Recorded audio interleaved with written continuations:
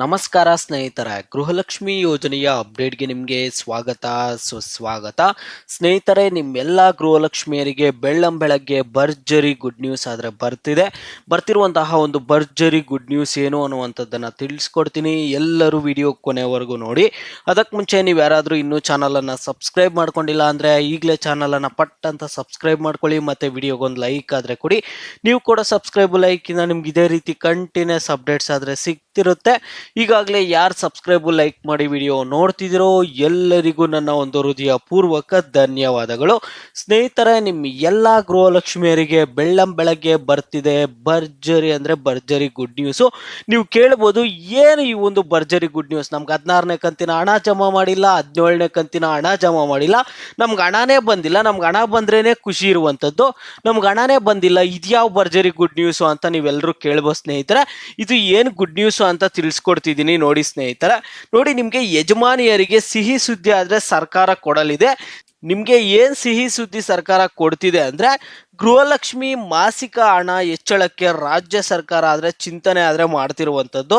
ರಾಜ್ಯದಲ್ಲಿ ಕಾಂಗ್ರೆಸ್ ಆಡಳಿತಕ್ಕೆ ಬಂದ ಕೂಡಲೇ ಪ್ರಮುಖ 5 ಗ್ಯಾರಂಟಿ ಯೋಜನೆಗಳನ್ನು ಜಾರಿ ಮಾಡಿದ್ದು, ಅದರಲ್ಲಿ ಗೃಹಲಕ್ಷ್ಮಿ ಯೋಜನೆ ಪ್ರಮುಖವಾಗಿದ್ದು, ಮನೆಯ ಯಜಮಾನಿಯರಿಗೆ ತಿಂಗಳಿಗೆ 2,000 ಹಣ ಬಂದ್ಬಿಟ್ಟು ಅವರ ಖಾತೆಗೆ ಜಮಾ ಆಗ್ತಿತ್ತು. ಇದೀಗ ಈ ಒಂದು ಮಾಸಿಕ ಹಣದಲ್ಲಿ ಹೆಚ್ಚಳ ಮಾಡುವ ನಿಟ್ಟಿನಲ್ಲಿ ರಾಜ್ಯ ಸರ್ಕಾರ ಆದರೆ ಚಿಂತನೆ ನಡೆಸ್ತಿದೆ. ನಿಮಗೆ ಗೃಹಲಕ್ಷ್ಮಿ ಯೋಜನೆಯ ಹಣ 2,000 ಹಣ ಆದ್ರೆ ಈಗ ಸದ್ಯಕ್ಕೆ ಬರ್ತಿರುವಂತದ್ದು, ಆ ಒಂದು 2,000 ಹಣವನ್ನ ಹೆಚ್ಚಳ ಮಾಡೋದಕ್ಕೆ ಸರ್ಕಾರ ಚಿಂತನೆ ಮಾಡ್ತಿದೆ. ನಿಮ್ಗೆ ಹಣ ಯಾವಾಗ ಹೆಚ್ಚಳ ಮಾಡಬಹುದು ಅನ್ನುವಂಥದ್ದನ್ನ ತಿಳಿಸ್ಕೊಡ್ತೀನಿ. ಎಷ್ಟು ಹಣ ಹೆಚ್ಚಳ ಮಾಡಬಹುದು, ಯಾವಾಗ ಹೆಚ್ಚಳ ಮಾಡುವ ಸಾಧ್ಯತೆ ಇದೆ ಅನ್ನುವಂಥದ್ದನ್ನ ಹೇಳ್ತೀನಿ. ಹೌದು ಸ್ನೇಹಿತರೆ, ರಾಜ್ಯದಲ್ಲಿ ಗೃಹಲಕ್ಷ್ಮಿ ಯೋಜನೆ ಅಡಿಯಲ್ಲಿ ಈಗಾಗಲೇ 2,000 ಹಣ ಮಹಿಳೆಯರ ಖಾತೆಗೆ ಹಾಕಲಾಗ್ತಿದೆ. ನಿಮ್ಮೆಲ್ಲರಿಗೂ ಅದು ಗೊತ್ತಿರೋ ವಿಷಯನೇ. ಅತಿ ಶೀಘ್ರದಲ್ಲಿ ಗೃಹಲಕ್ಷ್ಮಿಯರ ಮಾಸಿಕ ಹಣ ಹೆಚ್ಚಳ ಆದ್ರೆ ಸಾಧ್ಯತೆ ಇದೆ ಅನ್ನುವಂಥದ್ದನ್ನ ಹೇಳ್ತಿದ್ದಾರೆ. ಇದೀಗ 2,000 ರು ಮಾಸಿಕವಾಗಿ ನೀಡಲಾಗುತ್ತಿದೆ. ಅದನ್ನು ಹೆಚ್ಚಿಸಲು ರಾಜ್ಯ ಸರ್ಕಾರ ಚಿಂತನೆ ನಡೆಸಿದೆ. ಮಾರ್ಚ್ 7ರಂದು ರಾಜ್ಯ ಬಜೆಟ್ ಮಂಡನೆಯಾಗಲಿದೆ. ಇಲ್ಲಿ ಮಾರ್ಚ್ 7ನೇ ತಾರೀಕು ನಮ್ಮ ಒಂದು ಕರ್ನಾಟಕ ರಾಜ್ಯದ ಬಜೆಟ್ ಆದ್ರೆ ಮಂಡನೆ ಆಗುತ್ತೆ.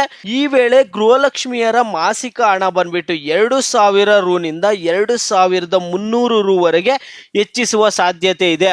ನಿಮ್ಗೆ 2,000 ಹಣ ಏನ್ ಬರ್ತಿತ್ತು, ಆ ಒಂದು ಹಣವನ್ನ 2,300 ಮಾಡುವ ಸಾಧ್ಯತೆ ಇದೆ ಅಂತಿದ್ದಾರೆ. 2,300 ಮಾಡಿದ್ರೆ ನಿಮಗೆ ಮಹಿಳೆಯರಿಗೆ ಅದು ಖುಷಿ ಸುದ್ದಿನೇ ಅಲ್ಲ.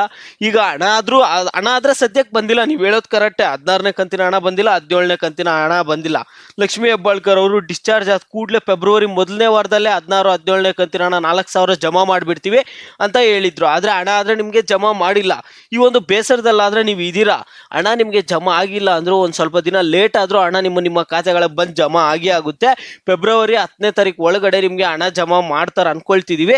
16, 17ನೇ ಕಂತಿನ ಹಣ 4,000 ಒಟ್ಟಿಗೆ ಜಮಾ ಮಾಡದೇ ಇದ್ರು, 16ನೇ ಕಂತಿನ ಹಣ ಮಾತ್ರ 2,000 ಜಮಾ ಮಾಡಿದ್ರು ಖುಷಿನೇ.